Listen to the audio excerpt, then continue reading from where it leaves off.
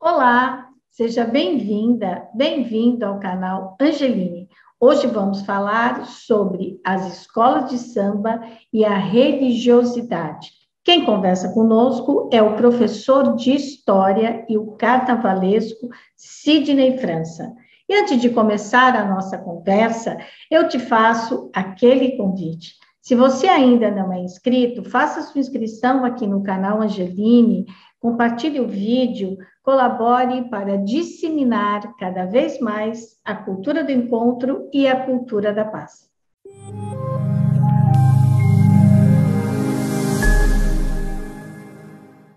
Professor Sidney França, é um prazer recebê-lo aqui no canal Angeline. Muito obrigada por ter aceitado o nosso convite. Eu que agradeço ao canal pelo convite e muito mais por expandir, né, o conhecimento a respeito do universo do carnaval e das escolas de samba. Então, o Sidney França é um professor de história, é pós-graduado e também é carnavalesco. É por isso que a gente convidou para que ele participasse aqui do canal Angeline. Professor, eu quero que o senhor comece contando para a gente por que é que a religiosidade está ligada às escolas de samba. A religiosidade está ligada desde a essência, desde a matriz do desenvolvimento da instituição escola de samba. Isso vem não só da origem do carnaval no Brasil, da maneira de festejar, de celebrar o carnaval no Brasil, mas até mesmo no surgimento do samba, né, que é visto historicamente no nosso país como uma manifestação de cultura popular negra, porém, as escolas de samba, no seu desenvolvimento, né, sociocultural, elas se basearam também na cultura colonial europeia e em especial portuguesa, né? Então, quando uma escola de samba está desfilando, é o reflexo da parte negra na questão da percussão, do ritmo e da dança, mas também tem muita herança portuguesa, colonial, né? Isso vem, obviamente, do Brasil colônia, das procissões, né, dos festejos religiosos, né, que a igreja promovia. Isso acabou gerando uma miscigenação, não só na pele, na raça, né, nas questões físicas do indivíduo, mas principalmente no sentido da escola de samba, na questão mesmo da sua caracterização, da sua maneira de se apresentar. Então, a escola de samba e a religiosidade, especialmente cristã, ela é muito próxima devido justamente a essa historicidade do nosso país, essa particularidade, né, da chaga da escravidão, da escravização de corpos negros, mas também da imposição da cultura eurocentrada, né, que isso fez com que gerasse marcas muito fortes na cultura brasileira e especialmente nos desfiles das escolas de samba. Então, o caráter processional, o motivo das escolas de samba desfilarem em cortejo vem da herança portuguesa. O que você diz é a estética, né? É a maneira como a escola se apresenta, que é como se fosse uma procissão, é isso? Até porque, é exatamente isso que você disse, até porque, como qualquer manifestação cultural, e eu não digo só de cultura popular, o samba e as escolas de samba negociaram com a sociedade a sua existência, né? Uhum. Até porque o palco da escola de samba é a rua, e a rua é um espaço em disputa. Então, isso significa que lá atrás, nos primeiros festejos carnavalescos urbanos, nas ruas, as escolas de samba, elas, para conseguir espaço e oficialidade, né, e poder manifestar a sua cultura, as escolas de samba também introduziram elementos não somente da religiosidade, mas até da prática da elite e da cultura eurocentrada. Então, por exemplo, se você assistir um desfile de escola de samba, você vai ver um mestre-sala e uma porta-bandeira, né? São figuras de fidalguia dentro do desfile das escolas de samba. Isso remete aos reis, às rainhas. Então, existe todo um conjunto de signo nas escolas de samba que procuram, sim, fundamentar as origens negras do samba, no atabaque, no ritmo e na percussão, principalmente, na maneira de requebrar, de dançar, como se como se dançasse nas senzalas, mas também tem a herança cristã, né? Que como você disse, a estética do desfile, a maneira de se apresentar, mas também a simbologia dos seus elementos, como eu citei aqui agora, o mestre sala e a porta-bandeira, assim como tem no maracatu, o rei e a rainha do maracatu. Isso é uma negociação cultural para poder mostrar, olha, cultura de elite, cultura eurocentrada, nós também louvamos os seus signos para poder existir.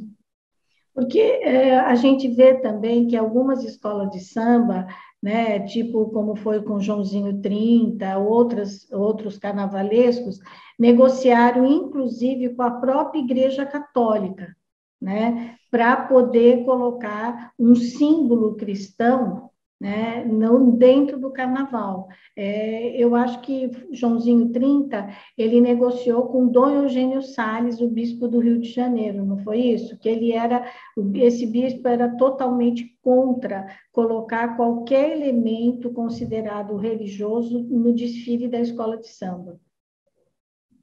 Exatamente, exatamente. Aliás, desde sempre, eu acho que o caso do Joãozinho 30 no desfile de 1989, né, que criticava também a igreja, não somente a igreja, mas todas as maneiras de dizer que a injustiça social no Brasil era essa a temática daquele ano da Beija-Flor, né, que o Joãozinho 30 fez, falava sobre a questão das mazelas sociais, do quanto o Brasil carece de uma compaixão que vai muito para além das preferências políticas.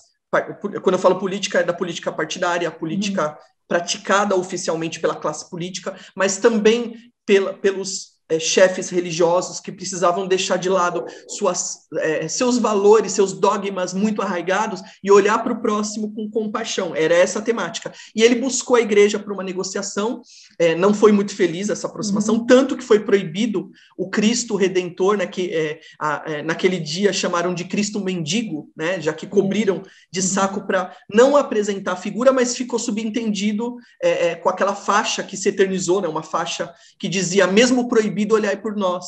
Né? Então, isso mostra a intenção de Joãozinho 30, talvez o maior dos carnavalescos que já existiram, de buscar uma aproximação entre a escola de samba e a Igreja Católica.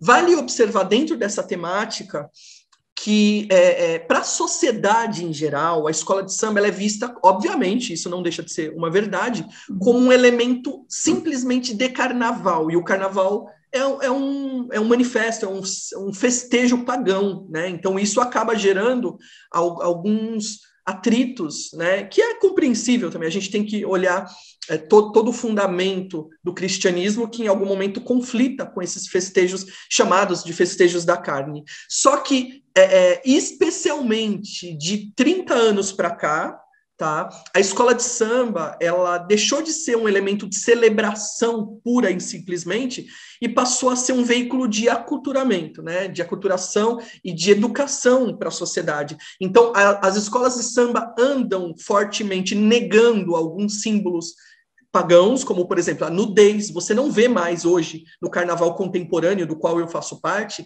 a questão dos corpos à mostra. As escolas de samba criaram um padrão de apresentação onde o corpo da mulher não é mais visto como uma forma de chamariz, de chamar a atenção de quem está assistindo, como se fosse um grande produto, digamos assim.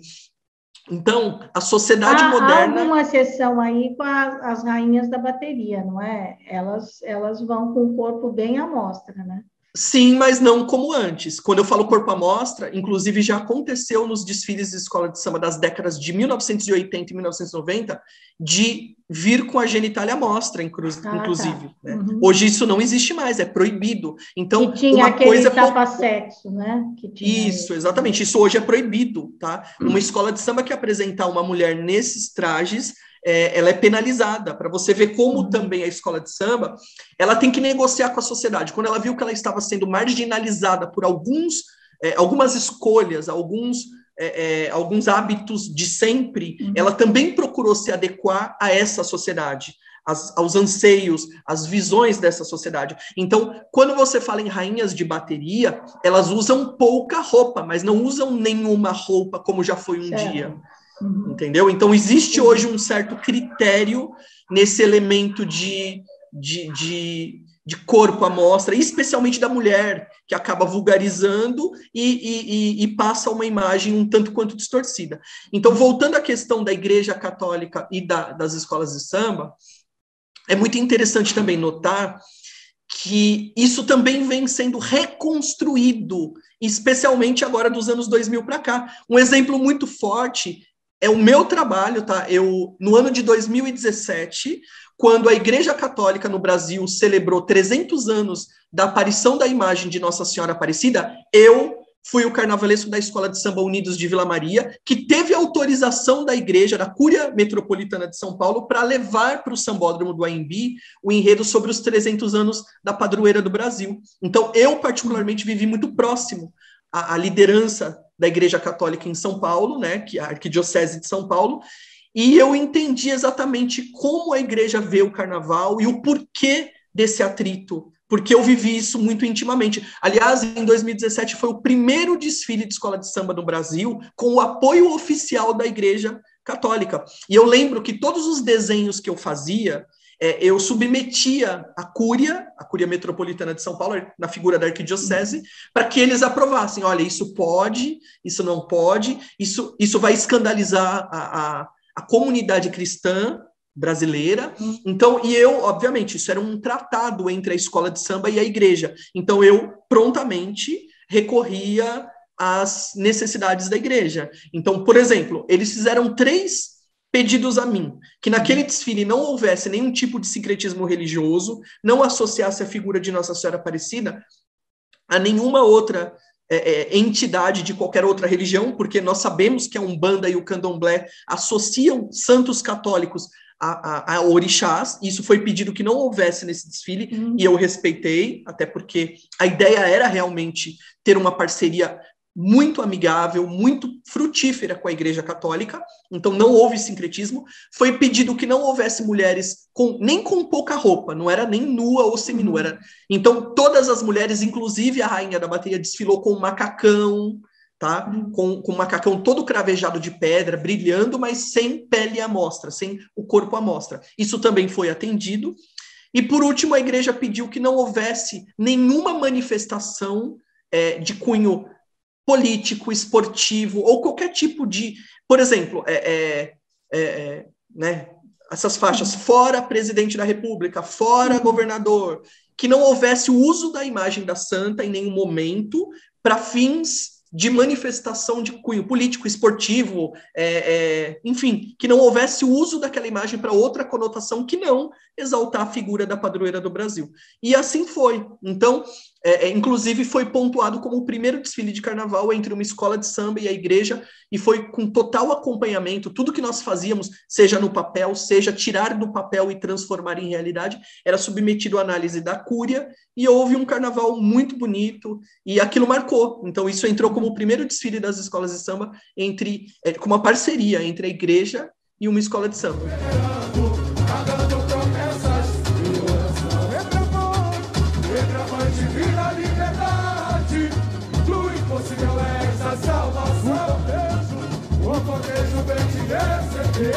Agora, foi de fato uma parceria ou a igreja foi censurando algumas coisas e vocês foram cedendo para poder continuar no tema? Houve um acordo, por exemplo, teve coisas que vocês propuseram e a igreja, no princípio, não queria e depois topou?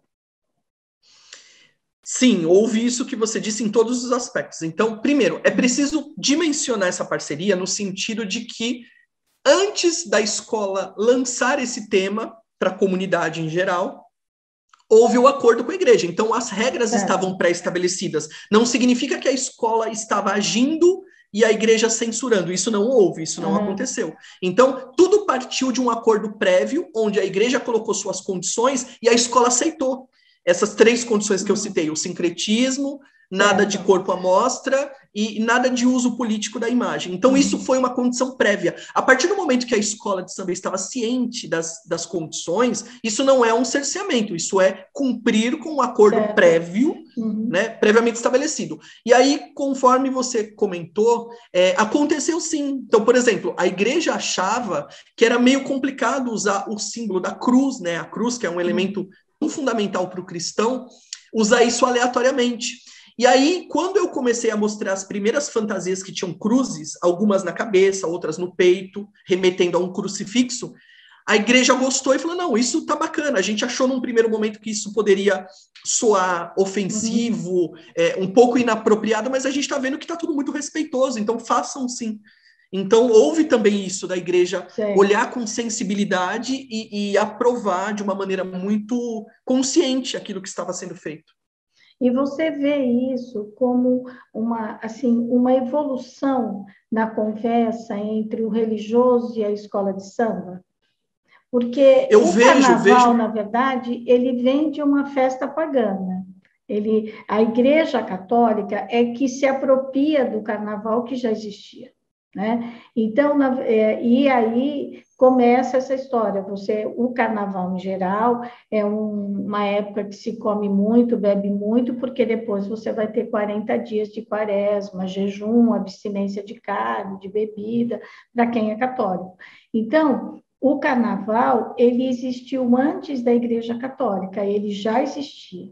Né? Então, a igreja ela se apropria, na verdade, dessa festa, e aí vem os 40 dias de jejum da quaresma. Agora, as escolas de samba, elas entram num outro contexto, embora seja dentro do carnaval, elas entram no contexto da colonização brasileira, do que foi o Brasil, de como os negros precisavam se manifestar, inclusive culturalmente, para poder sobreviver, né? Essa é a questão. E aí, o próprio desfile, que segue o rumo da procissão e tal. Esse desfile, que é um marco na escola, né? Para todas as escolas de samba, um acordo entre a escola de samba e a Arquidiocese de São Paulo, você entende que isso é uma coisa hoje onde não se discute mais a história do profano e do sagrado? Olha, eu acho que para eu responder essa sua questão, tem várias camadas. A primeira delas é entender que ali houve uma necessidade mútua de ampliar as possibilidades da sua realidade. Então, falando da igreja, obviamente aquele desfile foi uma maneira da igreja de se aproximar de cidadãos, né, de pessoas que não estavam tão alinhadas com o discurso cristão, foi uma maneira de evangelizar. Então, a igreja utilizou aquele desfile para falar assim, olha, nós chegamos também a vocês, nós respeitamos vocês e ouçam a nossa mensagem. Foi isso. E para a escola de samba foi uma negociação para mostrar para a sociedade cristã que a escola de samba ela mudou de patamar e ela não está mais tão ligada às questões carnais, às questões de sensualização. Então, eu acho que houve sinalização de ambas as partes para cada um mostrar para o público oposto quais eram as suas pretensões e até onde o seu discurso podia chegar em nome. E eu acho isso, aí que entra a minha questão, em nome do diálogo. O que houve ali foi um diálogo entre uma instituição carnavalesca e uma instituição que representa uma das maiores religiões da humanidade, né, o cristianismo, e houve ali um diálogo para mostrar para os lados, pra cada um mostrar para o outro lado que o diálogo é possível e a gente consegue viver em harmonia, porque foi um desfile muito celebrado, não só para a escola de samba que desenvolveu, mas para toda a comunidade do samba. Para você ter noção, quando a escola de samba desfilou naquele ano, em 2017, foi um momento muito diferente das outras escolas de samba. Parecia literalmente uma procissão cristã pela questão da mensagem. O que o samba cantava é um samba muito bonito, lembra uma oração. Então, você percebe o quanto as duas partes buscaram entendimento, mas não foi algo somente naquele momento do desfile, foi muito maior. Sim. Cada parte buscou utilizar aquele momento para exemplificar que a sua visão ampliou, né? A igreja mostrar para a escola de samba, para os sambistas em geral, que, olha, estamos aqui de braços abertos para acolhê-los, né? Então, isso é evangelizar, isso também é levar a sua mensagem para um público que até então tem um certo olhar diferente, né? E a escola de samba, a mesma coisa. A escola de samba quis mostrar para a comunidade cristã que, olha, nós não estamos mais naquelas décadas passadas de escandalizar.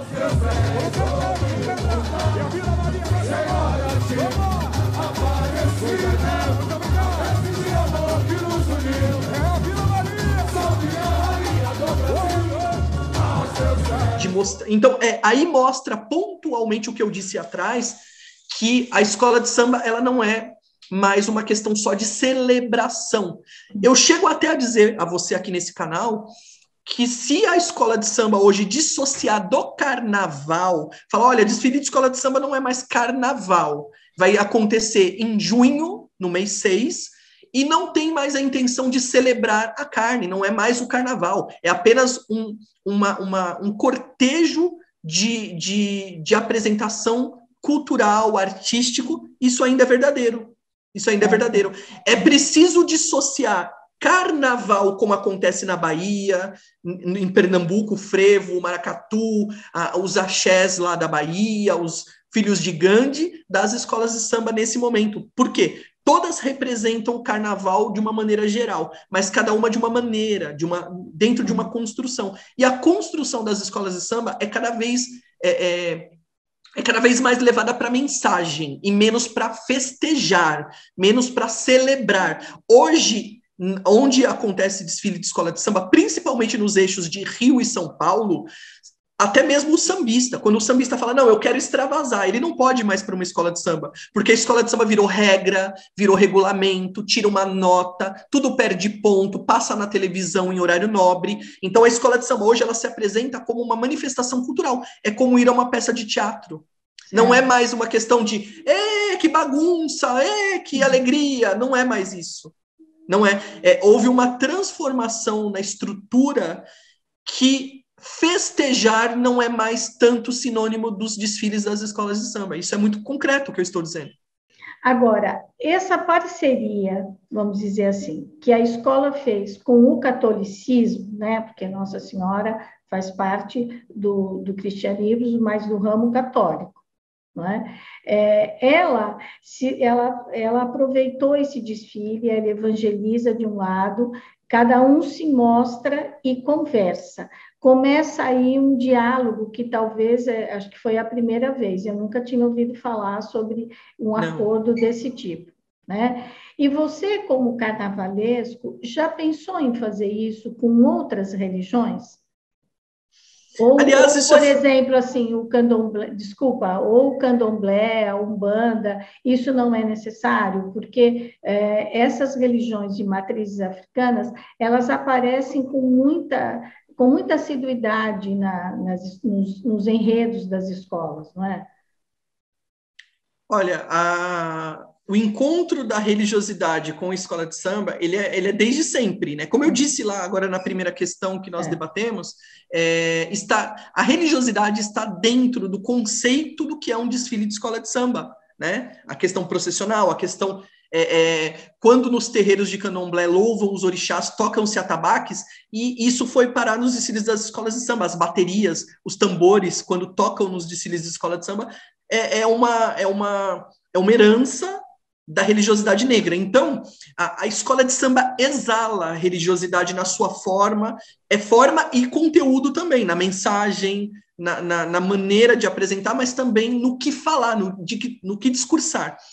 E aí a gente percebe que a escola de samba, ela flerta, vamos usar esse termo, com várias manifestações religiosas.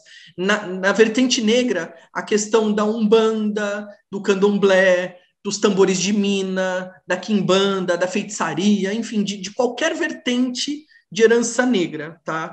Só que isso não gera nenhum grau de crítica, porque a ética e moral africanas são totalmente diferentes da ética moral cristã, que é calcada na questão do pecado original, da questão daquela negociação entre céu e inferno. Isso não existe, então ninguém é punido dentro das religiões de matrizes africanas e não é chamado isso de sagrado e profano, não tem esse limiar entre certo e errado, bem ou mal, Deus e o diabo. Então, as religiões de matrizes africanas, elas não criticam quando os seus símbolos são usados numa manifestação cultural, mesmo que para fins de celebração, porque não é visto aquilo como algo dito, entre aspas, profano. Não tem essa visão. Isso vai da construção ética e moral daquela civilização, né? Então, quando você parte, por exemplo, para o judaísmo, também já foi mostrado o judaísmo nos desfiles das escolas de samba. E interessante que quando a comunidade judaica soube disso, procurou se aproximar da escola de samba. Olha, vocês estão falando da minha crença, eu quero participar, eu quero dizer como nós... Por quê? Porque a comunidade judaica, ela viu ali a oportunidade também de expandir não somente a sua fé, mas a sua cultura, né? Quando foi esse desfile? Oi? Quando foi esse desfile Foi em 2014, tá? Que também, inclusive, eu faço muitos temas ligados à religiosidade. Em 2014, eu fiz um enredo sobre a fé e tinha toda uma parte, um setor muito grande, aliás, que falava sobre o judaísmo. E quando a comunidade judaica de São Paulo soube, quis participar, passou muita instrução, muita orientação de como mostrar aquilo com pertinência. Então, eles pensaram assim, olha, a nossa tradição, ela é menor, ela é uma parcela muito reduzida na sociedade brasileira. Então, se alguém quer falar, vamos nos aproximar para orientar, para falar de uma forma correta, de uma forma ampla, de uma forma rica até.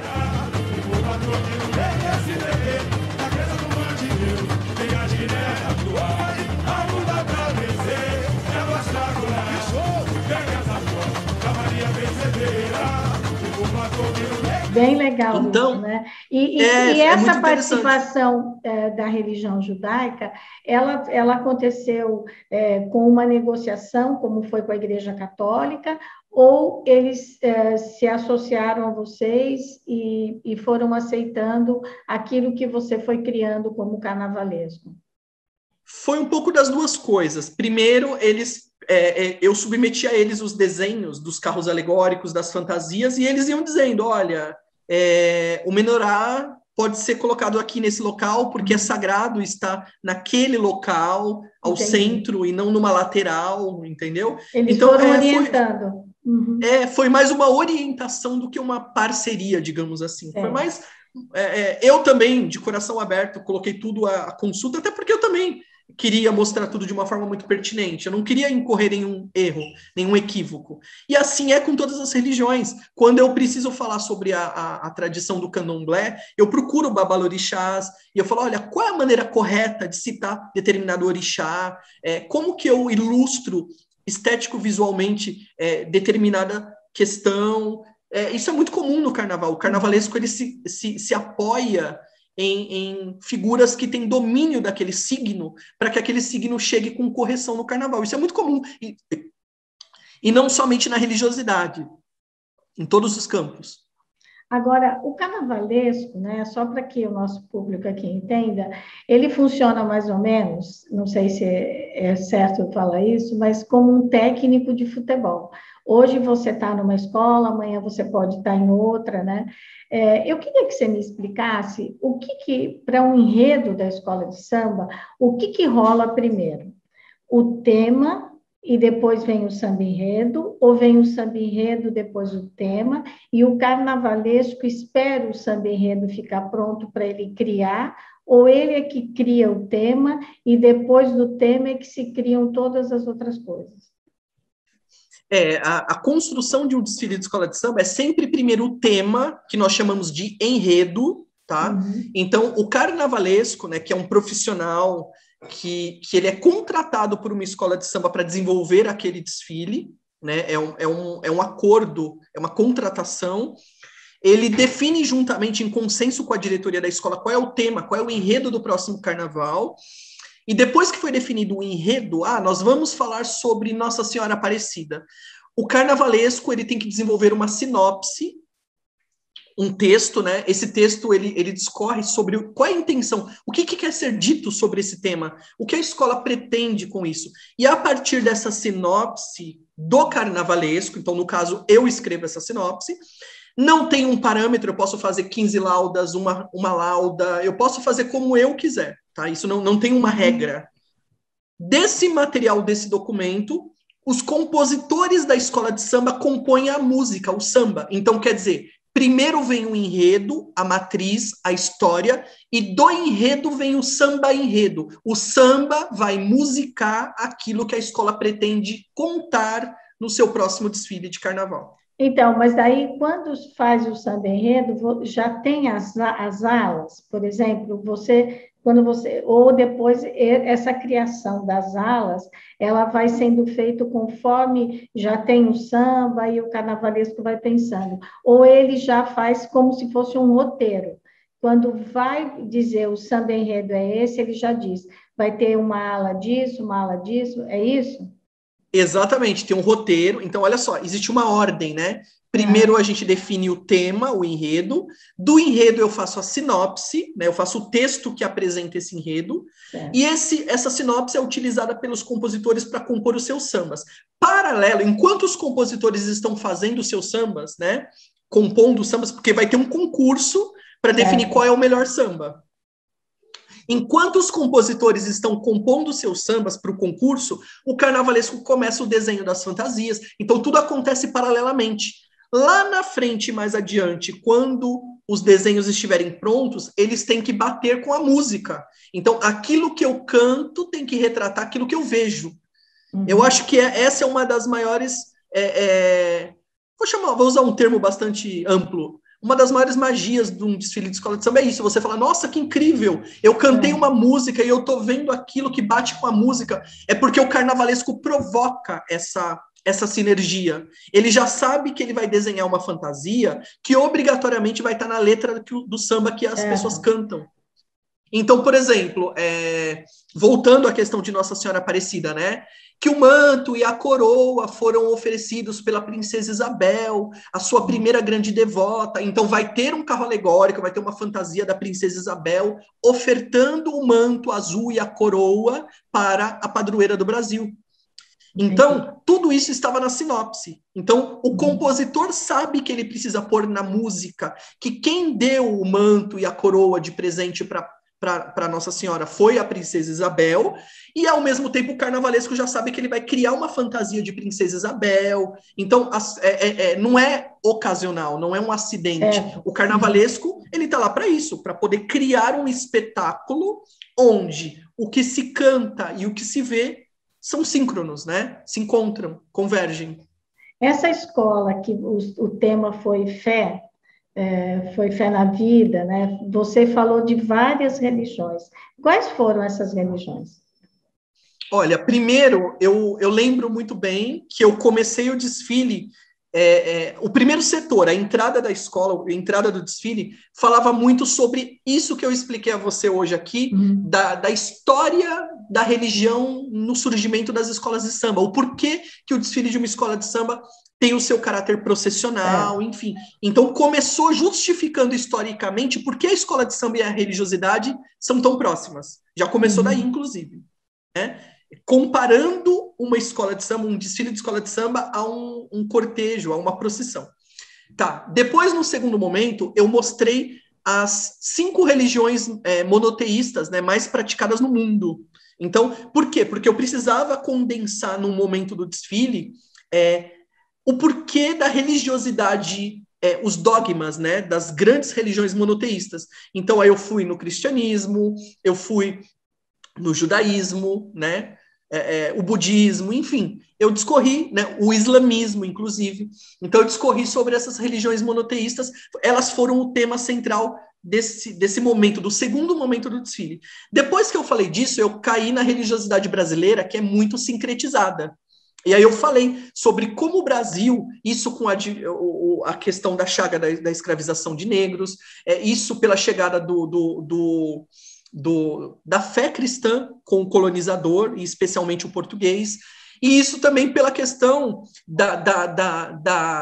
da maneira muito particular do indígena, né? O dono da terra, digamos assim. Então, o encontro do índio, do negro e do branco, como tudo isso no Brasil resultou uma maneira muito sincretizada de estabelecer a fé, né? Então, eu mostrei nesse terceiro momento justamente isso, a, a maneira brasileira, né? Eu abrasileirei a religiosidade, digamos assim. E aí eu falei muito sobre isso, essa questão do sincretismo religioso, da associação de orixás a santos católicos, o porquê que na Umbanda chama de caboclo, né? Que é uma figura indígena. Então, como o Brasil consegue condensar tantas manifestações de fé a ponto de não ser só um traço de identidade religiosa, mas também cultural. Por exemplo, tem pessoas que não enxergam Iemanjá mais como uma figura de cultura negra e de religiosidade negra. Virou aquela figura emblemática do Réveillon, de pular as ondinhas do mar. Então, o Brasil ele tem uma maneira muito particular de condensar diversos credos em torno de uma maneira muito peculiar de se viver a sociedade e colocar a fé a serviço das suas questões cotidianas. A falta de trabalho, a fome, enfim, isso eu mostrei, foi muito bonito, aliás, esse momento. E aí eu terminei esse momento do desfile, inclusive, criticando a maneira como, no Brasil, alguns comercializam a fé, né, em várias religiões. Desde aquele pastor que levanta a Bíblia para poder pegar o dízimo, até aquelas mulheres de turbante que não são mães de santo, mas ficam na rua pedindo para ler a mão, para jogar búzios, para te dizer do seu futuro, e usa daquele momento de carência da pessoa, carência de credo e afetiva também, para poder explorar de forma de ganho financeiro. Então, também fiz uma crítica à religiosidade comercial. E aí eu terminei o desfile justamente falando do ecumenismo. E aí eu terminei o desfile falando da necessidade de quebrar barreiras e olhar para a força interior de cada um.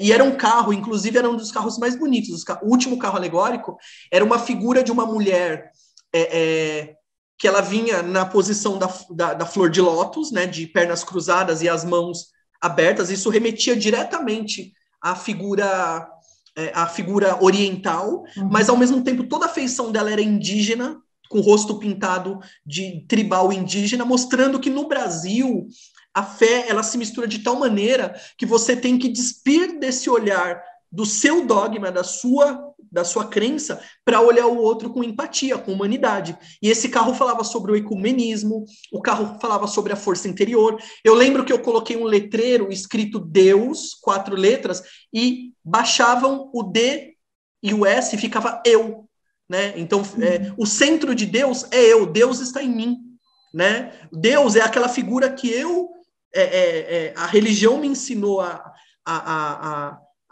criar uma figura única, mas que, no fundo, independente de qualquer explicação externa, está dentro de mim, dentro do meu coração.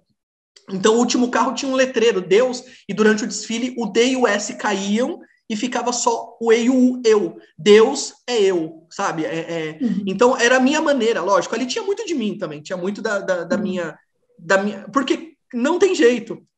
Quando você é um artista e desenvolve uma cena, tem muito da sua visão de mundo, tem muito do seu discurso, das suas convicções, e ali estava carregado da minha maneira particular de ver a fé. Porque Deus, todo mundo diz que a gente tem uma partícula, uma célula divina, né? Então, é esse que você diz, né? O Deus, o eu sou, né? Que está em cada um de nós, né? E esse desfile, ele aconteceu em que ano, em que escola? Esse desfile aconteceu em 2014 na Mocidade Alegre, que é uma escola de samba da Zona Norte de São Paulo, do bairro do Limão. E o de 2017, que foi eu também que fiz, que foi sobre os 300 anos da aparição da imagem de Nossa Senhora Aparecida, foi na Unidos de Vila Maria, também na Zona Norte de São Paulo, no bairro de Vila Maria, que é ligada a Dutra e Guarulhos. E aí, quando a reação, por exemplo, da comunidade, né, do pessoal que realmente vai para o desfile, que desfila, aquelas senhoras que costuram as roupas, é impressionante como as pessoas se unem para o enredo Sim. da escola de samba e todo mundo vai lá e defende a bandeira e tal, né? Quando chega nessa parte religiosa, ou quando você disse que seria sobre Nossa Senhora Aparecida, ou essa fé, né, que é mostrando um grande número de religiões dentro do Brasil, como é a reação? O pessoal a comunidade que realmente desfila, que vai, o grupo que enfrenta, que costura, que faz de tudo para colocar a escola na rua, qual é a reação deles quando a parte religiosa ela é muito maior do que as outras? Porque, na verdade, esses dois temas, eles foram exatamente religiosos, né? Eles não foram, assim, uma parte ali, uma ala falava da religiosidade, era o desfile todo. Então, qual que é a reação da comunidade?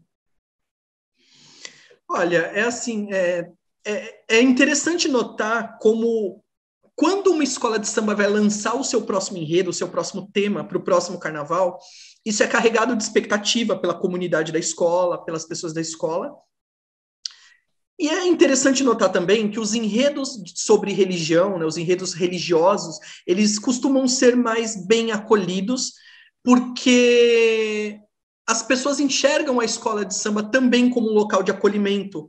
Existe um caráter de eu não vou te chamar de religiosidade, eu acho que isso é exagerado, mas existe um caráter de sacralidade nas escolas de samba também. Claro, para quem está dentro delas. As pessoas enxergam, poxa, a minha escola de samba, ela é o meu local de acolhida, é meu local. A pessoa se sente compreendida, amparada, assim como um religioso dentro da sua igreja, dentro do seu templo, melhor dizendo, né? Então, tem uma proximidade muito grande entre as práticas de um templo religioso e as práticas de uma escola de samba. E quando nós lançamos o tema, sempre, seja ele qual for, sempre causa um ar de renovação. A gente sempre brinca que o réveillon do sambista das escolas de samba é quando lança o próximo tema, porque renova o argumento. Minha escola de samba vai falar sobre religião, minha escola de samba vai falar sobre a Umbanda, vai falar sobre a pagelança. Então, quando lança o enredo, existe uma renovação para o sambista. É o nosso réveillon, digamos assim. E aí, é interessante notar que quando esse enredo lançado, ele caminha para o lado da fé, da religiosidade, ele é sempre muito melhor acolhido, porque justamente os melhores sambas, os melhores desfiles, aqueles históricos inesquecíveis, sempre tem uma menção à religiosidade, e isso, inclusive, afirma o que você perguntou sobre Joãozinho 30 no desfile da Beija-Flor. Aquele desfile só foi histórico pelo Cristo proibido pela igreja, que foi coberto com um saco de lixo. E aquela faixa escrito, mesmo proibido, olhai por nós. Ou seja, onde a religião entra na escola de samba, aquilo se torna muito marcante, aquilo grava muito corações e memórias das pessoas. Mexe com as pessoas. Mexe demais, porque assim, o sambista ele é um ser humano como qualquer outro, né? Ele também tem seus anseios, ele também tem seus medos, também tem suas dúvidas. Então, quando ele vê que a escola de samba, que é seu lugar de cultura e lazer, abraça essa questão da religiosidade, parece que para o sambista completa um cenário e ele consegue unir a necessidade de falar de fé com a necessidade de se sentir representado culturalmente, né, através do samba. Então, se torna tudo muito mais impactante quando a religião entra na escola de samba. Isso é muito óbvio, isso é muito forte e notório. E aí, completando a sua questão, especialmente no Carnaval de 2017, quando nós lançamos o enredo sobre Nossa Senhora, essa comoção foi gigantesca e repercutiu não somente naquela escola de samba, mas em toda a comunidade do samba. Porque você via pessoas de outras escolas dizendo que estavam emocionados com aquela escolha. Por quê? Nossa Senhora Aparecida, assim como Iemanjá, como eu citei agora há pouco, é uma figura que se tornou um grande símbolo de Brasil, muito para além da pessoa ser cristã ou não. Você vê pessoas da comunidade judaica reverenciando a Nossa Senhora Aparecida, você vê pessoas do candomblé, né, pais e mães de santo, reverenciando Nossa Senhora Aparecida. Aliás, ela é o primeiro grande símbolo de unidade nacional, né? Quando surgiu a imagem de Aparecida, não existia ainda seleção brasileira, pentacampeã do mundo de futebol, não existia feijoada, caipirinha, o samba, o carnaval. Então ela foi o primeiro grande símbolo de Brasil. E é natural que não só por uma questão de fé, mas também por uma questão de historicidade, a figura dela tenha tanta sinergia com o povo brasileiro, e até porque foi caracterizada como uma santa negra, então isso já gera uma identidade racial também, né? Então tem uma série de questões incutidas aí, que quando a escola lançou esse enredo, foi um boom imediato e foi um sucesso total. Então, não só por uma questão de fé, por uma questão de religião, mas até por uma questão de afeto popular à figura dela. Então, foi muito forte naquele momento. E porque nem sempre, quando há esses desfiles, essa escola que, por exemplo, falou sobre Nossa Senhora Aparecida foi a campeã, não é? Ela não foi a campeã do ano. Não foi a campeã. E há uma reação interna dizendo, sei lá, Nossa Senhora não ajudou, porque todo mundo que desfila quer chegar no primeiro lugar. Não existiu essa questão de não ajudou. O que existiu é assim, poxa, como que o jurado conseguiu não dar nota 10 para o enredo sobre Nossa Senhora Aparecida? O olhar da comunidade foi de repreensão ao jurado, a quem deu as notas, né, que sentenciou que a escola não seria campeã. Então, pensaram assim, poxa, como que ele conseguiu não dar uma nota 10, levar a avaliação da escola à perfeição, sendo que ele não estava... Então, aí que tá, olha onde mora a questão do inconsciente coletivo quando o assunto é a fé, né? Olha que interessante. Legal, né? Que legal que é todo mundo entendeu que não estava julgando a escola de samba, estava julgando Nossa Senhora Aparecida. Então, acharam que o jurado foi frio demais, que ele foi cruel demais, não com a escola de samba, mas com Nossa Senhora Aparecida. Olha que coisa, né? E não ficaram bravos com Nossa Senhora Aparecida, é isso que eu acho legal, né? Não. De dizer assim, ela nem ajudou a gente falou dela, ela não estava nem aí com a gente, né? Então mas isso também... Isso é muito legal, porque isso faz parte Sim. da fé de cada um, né? Então, Enfim, mas olha que interessante. Isso que eu achei certo, ela não interferiu, né? Mas olha que interessante como isso também vem da construção daquela imagem, como aquela imagem foi segmentada, como ela foi construída para chegar como símbolo de algo, né? Olha que interessante. Quando uma escola de samba faz um enredo sobre orixá, tá? E como eu disse, toda a construção ética e moral do candomblé não entra dentro da construção ética e moral do cristianismo, né? Das religiões cristãs. Então, quando nós fazemos um enredo, um desfile de escola de samba sobre um determinado orixá, por exemplo, Xangô. Xangô é o orixá da justiça, é o orixá que gosta da correção, ele pune os injustos, ele tem o seu machado e ele parte ao meio aquele que não é correto, que não é justo. Então, quando nós fazemos um desfile sobre o Xangô, né, o orixá da justiça, e dá tudo errado, nós costumamos no carnaval dizer que Xangô não gostou. Então, nós colocamos a culpa em Xangô, de alguma maneira. Mas Nossa Senhora ela foi poupada. Então, isso mostra que a construção daquela figura por parte da sua matriz, né, da sua religião, trata aquilo de uma forma diferente. Porque o candomblé diz que orixá é reflexo do próprio ser humano com as suas virtudes e os seus defeitos também. Então, os santos católicos não são vistos como figuras que têm defeitos. Já os orixás carregam virtudes e defeitos, ou seja, eles também se zangam, eles também se vingam, eles também castigam. Então, isso mostra o quê? Como não somente a religiosidade, mas a cultura absorve esses signos e os tratam da forma como eles são construídos pelas suas vertentes, pelas suas religiões. Então, no carnaval, Nossa Senhora não foi um carnaval vencedor, mas a culpa não foi dela, foi do jurado. Entendi. No candomblé, quando dá errado, a culpa é do orixá que se zangou e não gostou daquela homenagem. Olha que interessante, né? Mas isso não vem de nós, sambistas, isso vem da construção daquela figura, como ela foi entendida pelo seu credo, pelos seus dogmas. Esse ano você está em qual escola e qual é o seu tema? Esse ano, para o Carnaval de 2022, eu estou na Escola de Samba Águia de Ouro, tá? A Águia de Ouro é da Zona Oeste de São Paulo, é do bairro da Pompeia. e a escola vai falar sobre Oxalá. Olha que interessante, de novo a religiosidade, Oxalá, que é o orixá. Por que Oxalá? Porque é o orixá da paz, da temperança, da sabedoria, da compaixão. É o pai de todos os orixás. Então a escola vai falar sobre Oxalá, né, um orixá. E aí, quando você foi para fazer esse tema, você também consultou alguém, você conversou antes, aí você fez a sinopse, foi isso?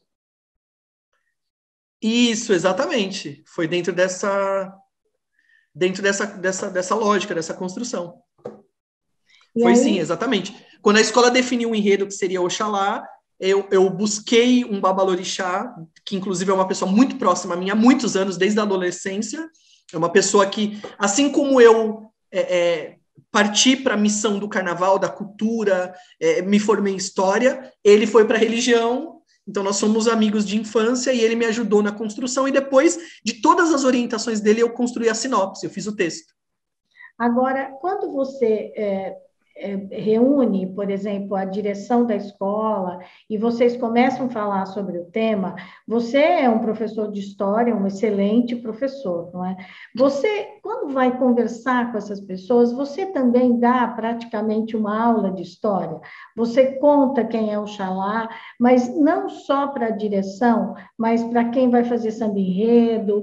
Vocês fazem o que eu chamaria aí de tipo de um curso, um workshop, não sei como é que chama isso, mas enfim, uma espécie de uma reunião onde você daria uma aula, por exemplo, sobre Oxalá, quem é a figura, o que ele representa, isso para toda a escola, para que quando as pessoas estejam trabalhando, confeccionando as roupas, inclusive, elas saibam o que elas estão fazendo, ou você conta para alguém e aquilo vai de boca em boca. Como é que acontece? Não, olha só, isso não sou eu, tá? Isso é um praxe de todas as escolas de samba.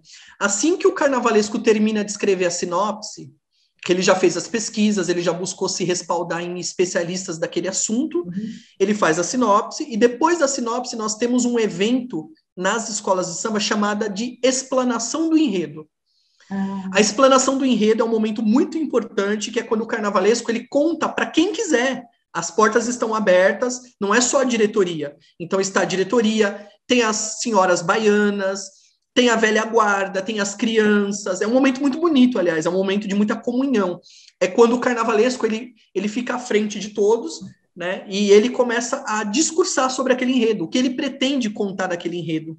Hoje nós temos o advento da internet, é interessante que isso já é filmado, é colocado. Algumas escolas não gostam de divulgar porque acham que é um momento muito íntimo, acham que é muita exposição ir na internet contar tudo que elas pensam para o próximo carnaval. Mas algumas escolas não têm problema de filmar. Isso vai muito da estratégia e da uhum. característica, da personalidade de cada escola de samba. Mas acontece esse momento chamado explanação do enredo, que é quando o carnavalesco ele conta em minúcias. Olha, Oxalá é um orixá, é o pai de todos os orixás. No Brasil ele é sincretizado com Jesus Cristo. A figura dele, quais são as lendas africanas ancestrais que contam a história desse orixá, por que ele se veste todo de branco, ele é um senhor idoso. Então, o carnavalesco começa a contar sobre todos os detalhes para que todos consigam absorver aquela proposta, não só por uma questão de conhecimento e de aculturação, mas também por uma questão até de pertinência. A pessoa falar, eu sei do que minha escola de samba vai falar nesse carnaval, eu sei qual é Isso. o discurso da minha escola, porque quanto mais, é uma multiplicação de saberes, quanto mais pessoas estiverem dentro do espírito da escola de samba, significa que aquele tema é forte, ele é pujante, que ele tem um caminho muito forte para chegar num carnaval inesquecível, é isso. E isso acontece uma única vez. Depois, se as pessoas forem chegando, um vai contando para o outro, é isso? Dessa maneira tão instituída é uma única vez, né, que é um evento que a escola Uhum. comunica todos os seus quadros, todos os seus integrantes, é uma única vez. Mas também acontece do carnavalesco fazer reuniões paralelas depois, só com alguns departamentos. Então, por exemplo, chamar todos os casais de mestre-sala e porta-bandeira para falar sobre o enredo só com eles. Depois chama toda a bateria para falar sobre o enredo com eles. Depois chama toda a velha guarda, os mais antigos da escola. Então, a explanação é um momento universal, aberto, amplo, mas nada impede que depois o carnavalesco faça reuniões menores, com grupos menores, reafirmando aquele mesmo discurso, até no decorrer dos meses, né, para reforçar aquele discurso. E é muito comum, quando a gente vê que a escola de samba vai sair, né, que fica aquela preparação antes de sair, você vê que é o que a TV mostra, são os puxadores do samba, né? Eles se reúnem assim, eles se juntam, fazem um círculo ali, e ali eles fazem, eu queria te perguntar, eu imagino que seja uma oração. Se for uma oração, eu quero saber, eles pedem, por exemplo, nesse caso, eles vão pedir para Oxalá, ou de Nossa Senhora pediram para Nossa Senhora Aparecida, ou naquele momento eles fazem uma oração para quem ali o grupo acredita, a crença daquele grupo. Olha, olha que pergunta interessantíssima tua. É muito rica essa sua pergunta, porque ela desdobra em tantas questões para poder entender esse momento. Primeiro, tá? Por que ali algum grupo de pessoas, os cantores, os puxadores, aqueles que estão com o microfone na mão, por que eles têm aquele hábito de se fazer uma roda, de trocar energia, de fazer uma oração? Primeiro, porque a escola de samba, ela enxerga a religiosidade o tempo inteiro. É aquele momento que você espera um ano inteiro, é o momento da ansiedade, da expectativa de mostrar o seu trabalho, o samba, as fantasias. Então, a escola inteira se veste de ansiedade e de expectativa.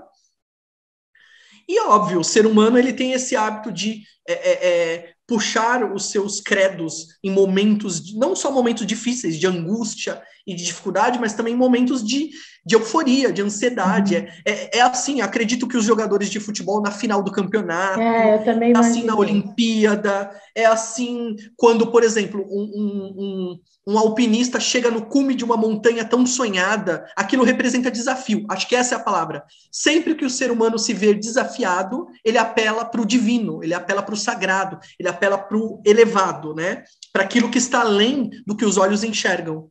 Isso é muito humano, é muito nosso, né? E ali não é diferente. Então, quando eles se reúnem, primeiro que aquilo reflete perfeitamente que a escola de samba se enxerga como algo sagrado, como algo é quase que uma missão, né? A pessoa que milita por uma escola de samba, ela carrega uma missão consigo, de levar a cultura do samba, levar a sua mensagem a cada carnaval. E é isso que diferencia muito de outras manifestações carnavalescas, que não é só pela festa, é por uma missão.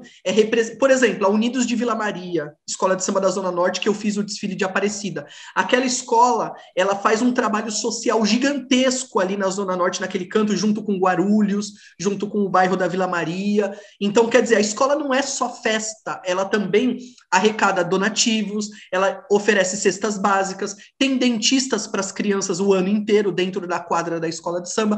Então, quer dizer, quando ela vai começar o desfile, é como se ela falasse, olha, tudo que eu sou durante um ano está sendo apresentado para o mundo agora.